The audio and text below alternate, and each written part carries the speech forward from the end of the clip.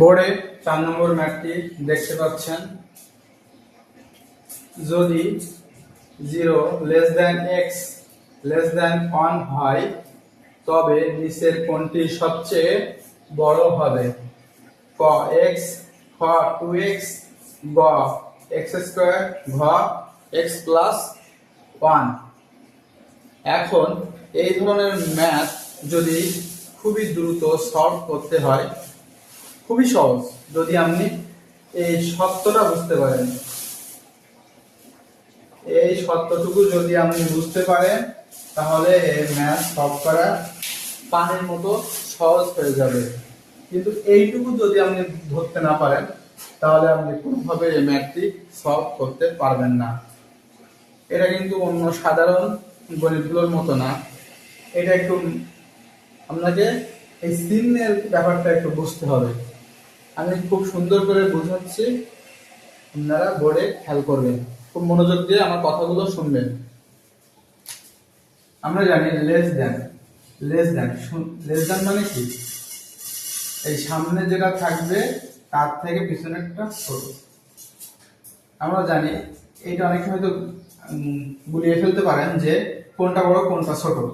এই গাল মানে হা করে থাকবে, এই হার ভিতরে যেটা থাকবে সেটা হচ্ছে বড়, আর পিছনে যেটা থাকবে সেটা সবসময় ছোট। মনে রাখবেন চিহ্ন এরকম থাকে, যদি ঘুরানো থাকে এক্স এরকম, আর তাহলে এক্স গ্রেটার দ্যান 0, যদি এমন থাকে এক্স গ্রেটার দ্যান 0, এখানে কি এক্স বড় 0 ছোট। যদি এরকম থাকতো 0 গ্রেটার দ্যান এক্স, এর অর্থ কি 0 বড় এক্স ছোট। মানে এক কথায় হার ভিতরে যেটা থাকবে সেটা হচ্ছে বড় এবং পিছনে যেটা থাকবে সেটা ছোট। এখন কোনটার নাম লেস দ্যান, কোনটাকে আমরা গ্রেটার দ্যান বলবো, এইটা নিয়েও একটা কনফিউশন থাকে। বাম সবসময় বাম সাইড আর ডান সাইড খেয়াল রাখবেন, মনে রাখবেন বাম আর ডান। বামে কেউ হাত করে থাকে তাহলে গ্রেটার দ্যান, আর যদি ডাইনে হাত করে থাকে তাহলে লেস দ্যান। তাহলে কি লেস দ্যান, এইটা মনে রাখার সহজ উপায়। আমরা জানি 1 থেকে সবকিছু শুরু হয়, 1 2 3, এদিকে কি বাড়তে থাকে, তাই তো? তাহলে এইদিকে যেটা বাড়ার দিকে যেটা হাত করে থাকবে সেটা হচ্ছে লেস দ্যান, আর যেটা শুরুর দিকে হাত করে থাকবে সেটা হচ্ছে গ্রেটার দ্যান। এখন আমরা চিহ্নের ব্যাপারটা জানলাম, এবার জানবো এইখানে যে কথাটা বুঝাইতে চেয়েছে। আমি গত ক্লাসে একটি কথা বলেছিলাম যে গণিত শুধু যে একটা গণিত তা না, গণিত কিন্তু একটা ল্যাঙ্গুয়েজ। ইংলিশ যেমন language, Bangla language, Chinese language, গণিতও কিন্তু একটা ভাষা। চিহ্ন দিয়ে কিন্তু অনেক কিছু বোঝানো হয়। এখন এই চিহ্নের ভাষা যদি আপনি বুঝতে পারেন, যেমন সংকেত চিহ্ন, আপনি কোনো একটা জঙ্গলে গেলেন, যে দেখলেন একটা গাছে গিয়ে এরকম একটা তীর চিহ্ন দেওয়া আছে, এর অর্থ কি আপনাকে এই দিকে যাইতে বলা হচ্ছে। এবং কেমিস্ট্রির ক্ষেত্রে দেখেন H2O, যদি যে সংকেতটা বোঝে না তাকে পড়তে বলা হয়, সে কি পড়বে H2O। কিন্তু যে এর মানেটা জানে সে কিন্তু এটাকে পানি বলবে, সেটাই কি বলবে পানি। আর যে জানে না সে কি করবে H2O, সে কিন্তু এটাই করবে যে H2O। সে কিন্তু আসলে ভিতরে এই যে পানি বুঝাইতে চাচ্ছে। মনে করেন যে একটা বোতল আছে, সেই বোতলে পানি আছে এবং লেখা গায়ে H2O, আর কিছু লেখা নেই, বাংলায় বা ইংরেজিতে কোনো কিছু লেখা নেই। যে এর মানে জানে সে কিন্তু বুঝবে যে বোতলের ভিতরে পানি আছে, কিন্তু যে জানে না সে কি করবে H2O, সে কিন্তু বুঝতে পারবে না, তাকে অন্য কারো কাছে জিজ্ঞেস করতে হবে বা শুনতে হবে। এখন গণিতের ক্ষেত্রেও গণিতের চিহ্ন হচ্ছে একটি ভাষা, এই ভাষাটা আমাদের বুঝতে হবে এবং জানতে হবে। যদি আপনি গণিতের ভাষাটা বুঝতে পারেন, সংকেত চিহ্নটাকে আপনি ধরতে পারেন, তাহলে গণিত আপনার কাছে পানির মতো হয়ে যাবে। 0 less than x less than 1, খেয়াল করেন এখানে x আছে, 2x আছে, x স্কয়ার আছে, x প্লাস 1 আছে। তার মানে আমাদের আলটিমেটলি এই x এর মানটা দরকার হবে, x এর মানটা দরকার হবে। এখন খেয়াল করেন এই লেস দ্যান এর পেটের ভিতরে কি আছে 1 আর বাইরে আছে x। আবার এইখানে দেখেন x কিন্তু লেস দ্যান এর পেটের মধ্যে আছে, মানে x কিন্তু বড়, আর বাইরে আছে কি 0, বাইরে আছে কি 0, তার মানে 0 ছোট। আবার এইখানে দেখেন লেস দ্যান এর পেটের ভিতরে আছে 1, বাইরে আছে কি x, তার মানে এইখানে 1 বড় x ছোট, এইখানে আবার x বড় 0 ছোট। তার মানে বোঝাচ্ছে কি এই 1 এর মান যেটা হবে আর এই 0, 1 1 আর 0 এর মাঝখানে হচ্ছে x এর মানটা রয়েছে, x এর মানটা রয়েছে, মানে x এর যে মানটা হবে সেইটা 0.1 হতে পারে, 0.2 হতে পারে, 0.3 হতে পারে, 0.4, এইভাবে আমরা 0.9 পর্যন্ত হতে পারে, কিন্তু 1 হবে না। এবং 1 যেহেতু হবেই না, সেহেতু 1 এর বেশি হওয়ার কোনো প্রশ্নই ওঠে না। আবার 0.1 হতে পারবে কিন্তু 0 হতে পারবে না, আর 0 যেহেতু হইতে পারবে না, তাহলে 0 থেকে ছোট হওয়ার প্রশ্ন ওঠে না।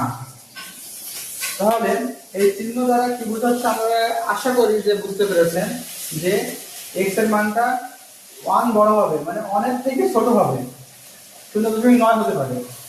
আবার এখান থেকে x এর মানটা 0 এর থেকে বড় হবে, মানে 0 এর থেকে বড় কি 0.1, ঠিক আছে। তাহলে এর ভিতরে কোনো একটা হবে।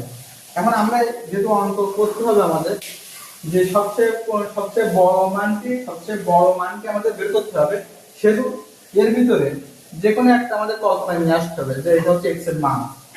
এবং যে কোনো একটা ধরেন আমরা 9টাকে ধরে নিলাম যে x এর মান হচ্ছে, আপনি এর ভিতরে যে কোনো একটা নিয়ে আপনি কল্পনা করতে পারেন, বা একটা নিয়ে একটা নিয়ে আপনি হিসাব করতে পারেন, যেটা নিয়ে আপনি হিসাব করেন না কেন অ্যান্সার আপনি পেয়ে যাবেন, সঠিক অ্যান্সারটি আপনি পাবেন।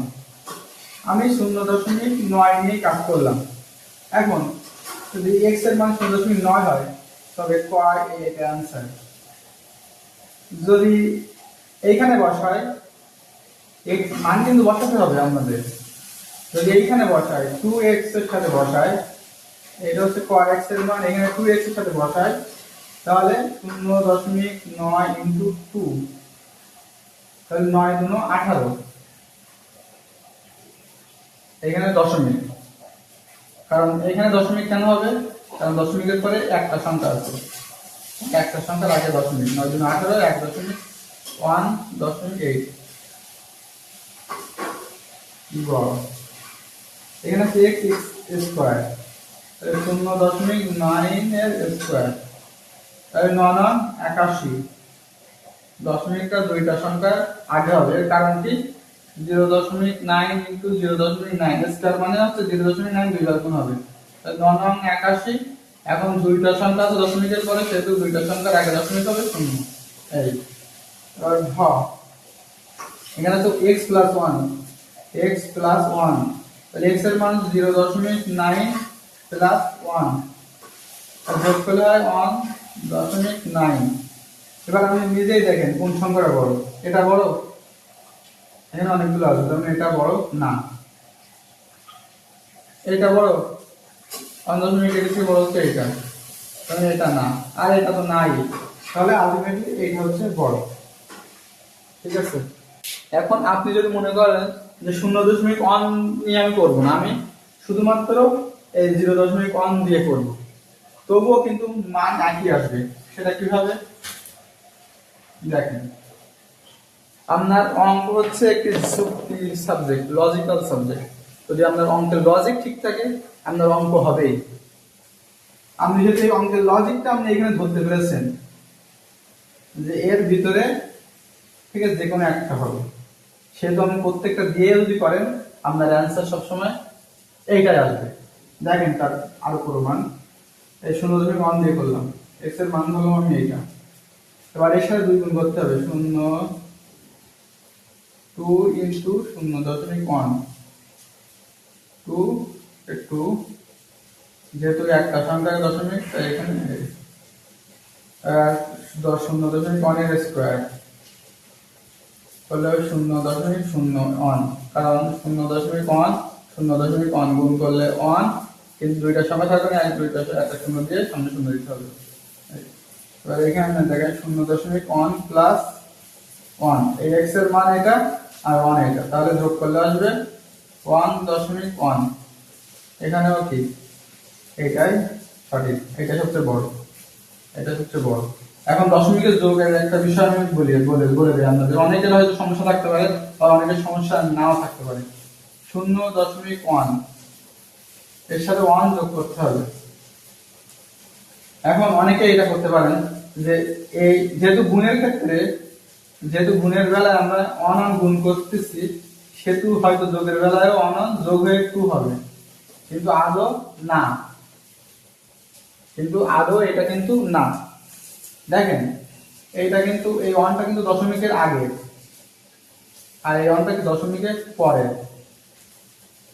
অঙ্ক পাতানোর একটা ব্যাপার আমরা ছোটবেলায় শিখছিলাম যে যদি 12-এর সাথে মনে করেন 10 যোগ করতে হয়, তাহলে তলায় পাঠাতে হয়, এই পাতানোটা ঠিক রাখতে হবে। ওপর নিচে না পাতাইলে দশমিক এককের ঘরে একক, দশকের ঘরে দশক, এটা ঠিক না থাকলে কিন্তু অঙ্ক ভুল হয়ে যায়। কিন্তু দশমিকের বেলায় আমরা হয়তো অত সময় পাইতেও পারি আবার নাও পাইতে পারি, কিন্তু আপনি যেভাবে অঙ্ক পাতান না কেন, আপনার মাথায় লজিকটা ঠিক রাখতে হবে। এটা কিন্তু দশমিকের পরে অন না, যেহেতু দশমিকের আগে, সেহেতু এইখানে দশমিকের আগে আছে কত? 0। এখানে দশমিকের আগে আছে কি? 0। আর এই অনটাও দশমিকের আগে, সেহেতু দশমিকের আগের যে 0 আছে আর 1 এটা যোগ হবে, তাহলে 0 আর 1 যোগ করলে 1, আর এটা দশমিক, আর এর দশমিকের পরে কিছু নেই, দশমিক নেই তা কিছু নেই, তার মানে কি 0। তাহলে এইখানে মনে করেন আপনি 0 দিয়েও নিতে পারেন, না দিলেও সমস্যা নেই, 0 আর 1 যোগ করলে 1 হয়। তাহলে এইটা হচ্ছে আমরা দশমিকের যোগের নিয়ম। আশা করি অঙ্কটা বুঝতে পেরেছেন।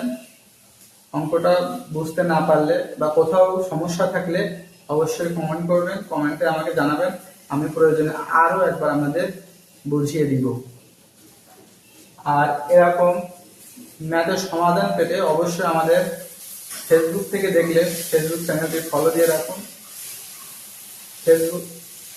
এই ভিডিওটি যদি আমাদের ফেসবুক থেকে দেখেন তাহলে আমাদের ফেসবুক পেজটি ফলো দিয়ে রাখুন, এবং যদি ইউটিউব থেকে দেখেন তবে অবশ্যই ইউটিউব চ্যানেলটি সাবস্ক্রাইব করবেন, এবং প্রতিনিয়ত এরকম ভিডিও পেতে আমাদের সাথেই থাকুন। আশা করি আপনাদের গণিতের প্রস্তুতির যাত্রা অনেক সুন্দর হবে এবং অনেক মজাদার হবে। গণিত হবে সবার জন্য পানির মতো সহজ, এই আশা ব্যক্ত রেখে ক্লাস এখানে শেষ করছি। আল্লাহ হাফেজ।